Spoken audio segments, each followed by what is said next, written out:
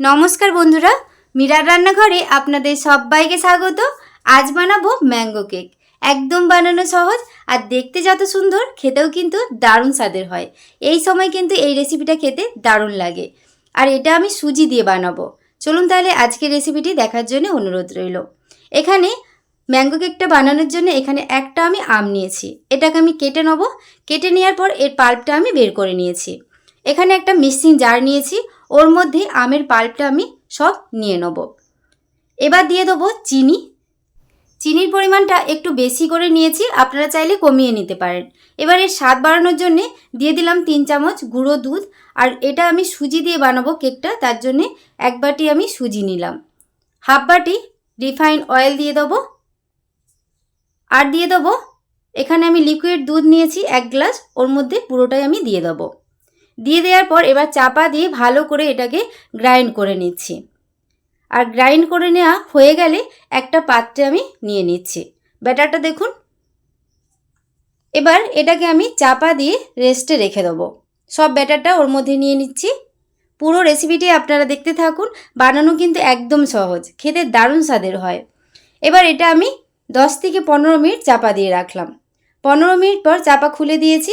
এবার এর মধ্যে দিয়ে দেবো বেকিং পাউডার 1 চামচ, আর তার হাফ দিলাম বেকিং সোডা, আর অল্প একটু লবণ দিলাম। এবার ভালো করে ওই ব্যাটারের সাথে সব উপকরণগুলোকে মিশিয়ে নিচ্ছি। মেশানো হয়ে গেলে দেখুন ব্যাটারের ঘনত্বটা এরকম আছে। একটু এখানে আমার ঘনত্বটা ঘন, মানে বেশি ঘন লেগেছে, তার জন্য অল্প একটু দুধ ব্যবহার করছি। দিয়ে আবারও ভালো করে মিশিয়ে ব্যাটারটা আমি রেডি করে নেব। এখানে ব্যাটারটা আমার ফেটানো হয়ে গেছে, এবার তুলে নেব। এবার কেকটা বেক করে নেওয়ার জন্য এখানে একটা সিলভারের পাত্র নিয়েছি, আর ওর মধ্যে একটু তেল দিয়ে দেবো, আর চারদিকটা এভাবে হাত দিয়ে লাগিয়ে নিচ্ছি। এটা আপনারা ব্রাশ দিয়েও করে নিতে পারেন।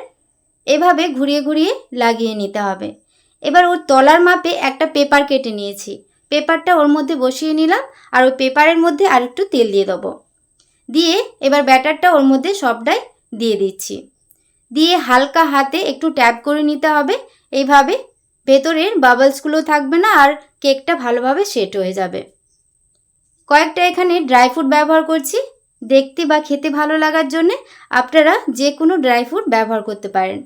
এভাবে চারদিকটা এভাবে ছড়িয়ে নেব। দেখতে কত সুন্দর লাগছে দেখুন। কেকটা খেতেও কিন্তু দারুণ স্বাদের হয়।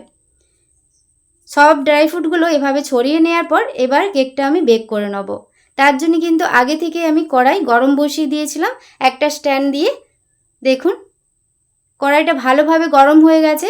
এবার সাবধানে ওই ব্যাটারের বাটিটা আমি বসিয়ে দেব। এবার গ্যাসের ফ্লেমটা এই সময় একদমই লো ফ্লেমে করে দেবো। চাপা দিয়ে কেকটা আমি বেক হতে দেবো। আর ঢাকনাটার ওই যে ছিদ্রটা, এটাকেও আমি বন্ধ করে দেবো এইভাবে। এবার কেকটা আমি 30 মিনিটের মতো বেক করে নেব। 35 মিনিট পর চাপা খুলে দিয়েছি। দেখুন মাঝে একটু চেক করে নিয়েছিলাম, আর কাঠি দিয়ে আবারও চেক করে নিচ্ছি। আমার এই কেকটা হতে 35 মিনিট লেগেছে, লো ফ্লেমে আমি করেছি। আর কেকটা কিন্তু দেখুন চারদিকটা একেবারে ছেড়ে গেছে। পুরোপুরি ঠান্ডা হয়ে যাওয়ার পর কেকটা এবার আমি বের করে নেব পাত্র থেকে। সহজেই কিন্তু উঠে আসবে, আগে থেকে কিন্তু ছেড়ে গেছে। দেখুন কত সুন্দর হয়েছে দেখুন। পেপারটা আমি তুলে নিচ্ছি। নিচেটা একদমই কিন্তু পুড়ে যায়নি, একদম কালো হয়ে যায়নি। খেতেও কিন্তু দারুণ স্বাদের হয়। আজকের এই রেসিপিটি আপনাদের কেমন লাগলো অবশ্যই কমেন্ট করে জানাবেন। আর রেসিপিটি ভালো লেগে থাকলে প্লিজ একটি লাইক, কমেন্ট, শেয়ার করবেন। দেখুন কতটা নরম তুলতুলে হয়েছে। আমার চ্যানেলে আপনি যদি নতুন হয়ে থাকেন প্লিজ আমার চ্যানেলটি সাবস্ক্রাইব করবেন, আর পাশে থাকা বেল আইকনটা পুশ করে দেবেন আমার নতুন ভিডিও পাওয়ার জন্য। আর ফেসবুক পেজ থেকে যদি দেখে থাকেন প্লিজ আমার ফেসবুক পেজটা ফলো করে পাশে থাকবেন। একটা বাইট আমি কেটে নিয়েছি, আর কত সুন্দর হয়েছে দেখুন।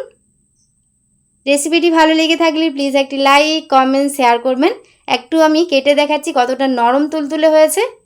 খেতেও কিন্তু দারুণ স্বাদের হয়। আজকের মতো রেসিপিটি এ পর্যন্তই। সবাই ভালো থাকবেন। ধন্যবাদ।